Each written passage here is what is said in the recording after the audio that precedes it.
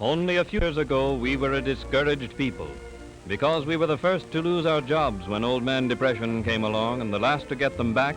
We struggled vainly to regain our bearings while depression, fear, and failure stalked the nation. A tenth of the population of the United States, we formed as a race over a sixth of the unemployed.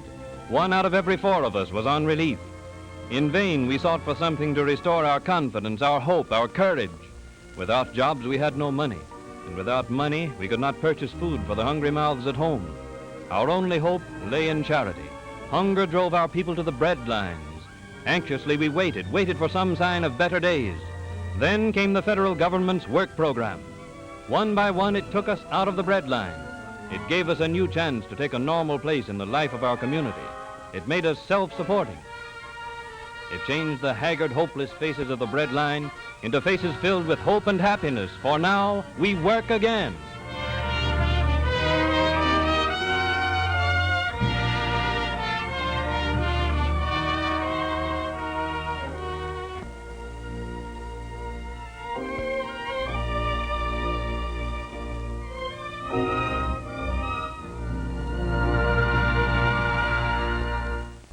Unskilled laborers, the forgotten men of past generations, now work steadily at decent wages. The nation over, they're building and repairing schools, public buildings, community centers, and airports to meet the changing needs of our modern world. In one project at the nation's capital, 1,200 men are employed in improving bowling fields, grading, constructing runways, building hangars, and administration buildings. In addition to the hundreds of unskilled laborers who were removed from relief roles, many skilled workers are employed in this important improvement project. Hundreds of homes have been freed from the bondage of poverty as their breadwinners find security and hope in their new jobs.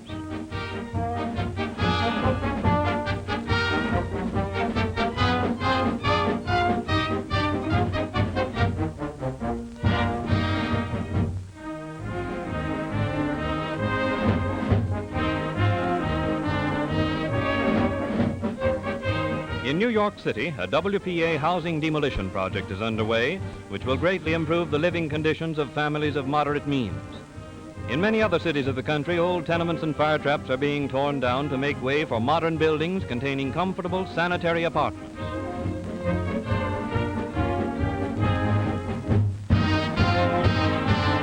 At Colonial Park in Harlem, as in many other congested areas, WPA workers have constructed a huge swimming pool and are now completing a bathhouse which will accommodate 4,100 persons. In this construction project, skilled workers are employed, utilizing the knowledge of their trades gained in the days before depression.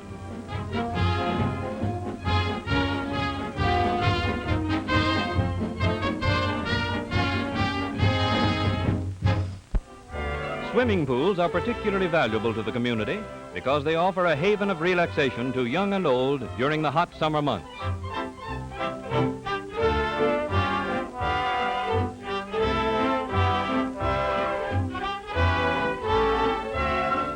At the same time, swimming pools remove children from the crowded city streets, providing every safeguard to prevent such tragedies as were all too common to the old swimming holes.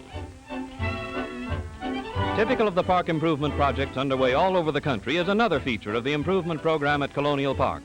A wading pool has been built by WPA workers in which the youngsters may splash to their heart's content.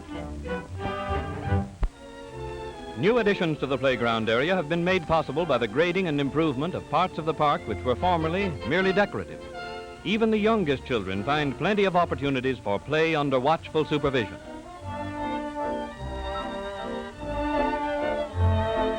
In many parts of the country, nursery schools have been established where almost 10,000 children of our needy families are provided with hot meals, supervised play activities, and excellent preschool training under competent instructors removed from relief roles. In these projects, employment has been provided for 600 teachers, nurses, dietitians, and cooks.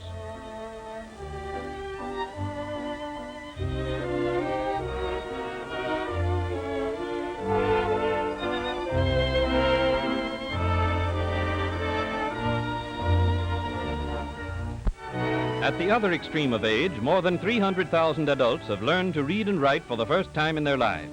Eagerly they study, realizing how very much a little knowledge can mean in our modern workaday life. Teachers drawn from relief roles instruct them in useful subjects such as arithmetic and foreign languages. In Harlem, where a large part of the population is from Puerto Rico and Central and South America, a knowledge of Spanish is valuable to workers, shopkeepers, and others. In this class, elementary instruction in the spoken language is given by native teachers. In cooperation with the National Youth Administration, 26,500 young men and women are employed as instructors, laboratory assistants, and clerical helpers. Thus, they are enabled to continue their education. Clerical white-collar workers find employment at filing and checking important records, at typing, and at such unusual occupations as abstracting and filing time-worn land records, so that they may be available for the use of future generations.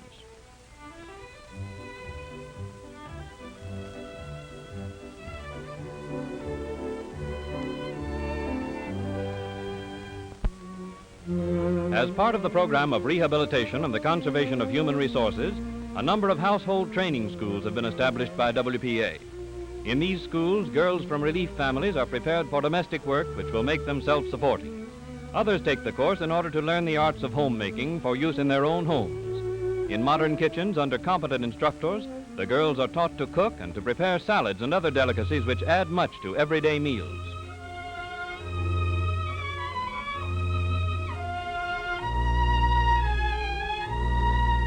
Here's where you may be able to learn something.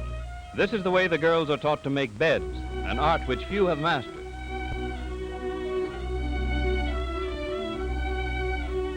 These household training courses have already sent hundreds of girls out into the world, well equipped to secure domestic positions and able to command skilled workers' wages. Health education is an important part of the WPA program. At a number of health centers in large cities, qualified instructors teach groups of women first aid methods and the proper care of children. The care of the sick is also taught by trained instructors at health centers throughout the country. These projects which you have seen are part of a broad national educational program through which WPA has helped millions of children and adults. In a number of communities, sewing rooms have been established in which are employed women who are the breadwinners for their families. Here, garments are made for distribution to needy families.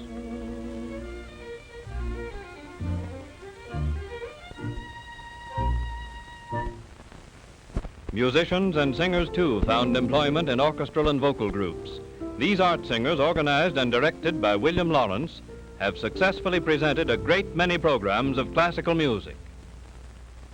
Inside of meadows, fields are gay, of birds weeping, from which a wood have all pink shoes, with joy begin the spring. La la la, la la la la, la la la, la la la, la la la, with joy begin the spring.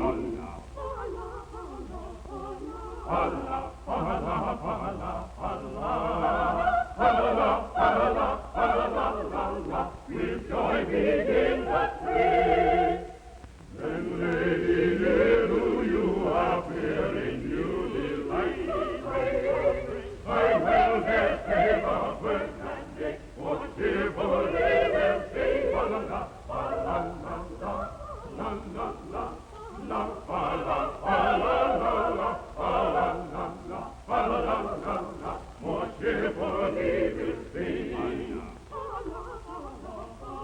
Allah, Allah, Allah, Allah, Allah, Allah, Allah, more cheerfully will sing. One of our greatest contributions to the world of music is the spiritual, recognized the world over as a fine example of the folk music of America. This choir, directed by Juanita Hall, presents our traditional music in all its beauty.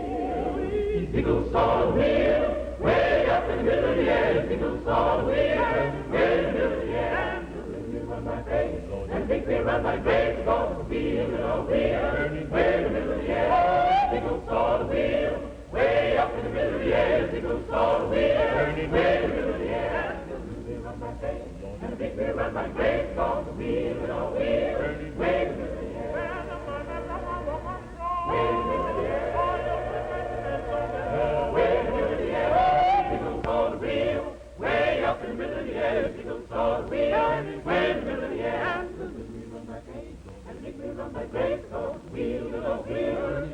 middle of the air. Oh, you see that dresses to dress so fine. She ain't got religion on her mind. Yeah, all these single saw the wheel. Way up in the middle of the air, single saw the wheel. Turning way in the wheel, middle of the air. And the little wheel run my face, and the big wheel run my face. Goes wheeling over here, way in the middle of the air. oh, you see those little wheels way up in the air. Oh, well, we are turning way in the middle of the air.